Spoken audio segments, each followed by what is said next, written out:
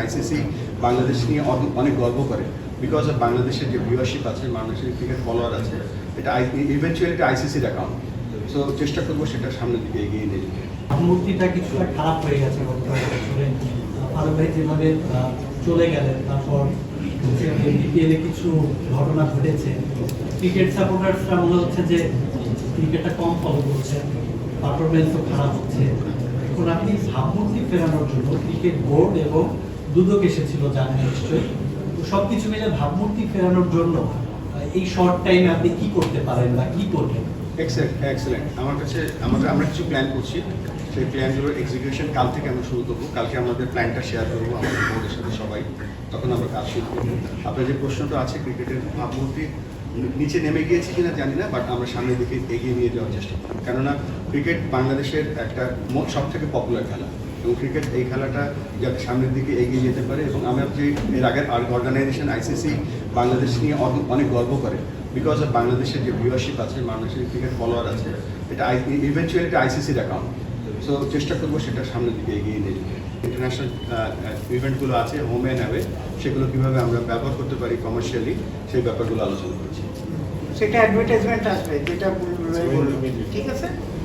ধরুন আপনি বেশি বলেন যে অনেকদিন ধরে চাওয়া ছিল যে আপনি যাতে বাংলাদেশ ক্রিকেটে আসেন এবং সেই চাওয়াটা পূরণ করেন আপনি এসে, তো যখন আসলেনি তখন কেন এত শর্ট টার্মের জন্য, মানে কেন লং টার্ম না হতে পারছে? এটা হচ্ছে একটা ব্যাপার। আরেকটা ব্যাপার হচ্ছে আপনি যদি এই 3 মাসে এরকম কাজ করেন যেটা সবাইকে স্যাটিসফাই করে বা আপনি নিজেও খুশি থাকেন, তাহলে কি আপনি কন্টিনিউ করছেন বাংলাদেশ ক্রিকেট? এটা একটা প্রথমে আমি দেখবো। আমি এর আগে বলেছি যে আমি কিন্তু আমি পেশাদার লোক, আমি ক্রিকেট আমার পেশা। একসময় খেলতাম, তারপরে ক্রিকেট উন্নয়নের কাজ করছি। এটা আমি চ্যালেঞ্জ হিসেবে নিয়েছি।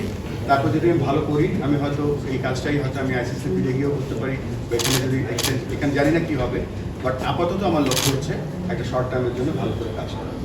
আমি আমরা বলতে চাচ্ছি যে ফ্যাসিলিটি নিয়ে অবশ্যই মাহবুব বলতে পারে আমার থেকে বেটার, তবে যেই ক্রিকেট উন্নয়নের কথা যেটা দেব ভাই বললেন, আমাদের কিন্তু প্রায়োরিটি নাম্বার 1 হচ্ছে দেশের ক্রিকেট ছড়িয়ে দেওয়া।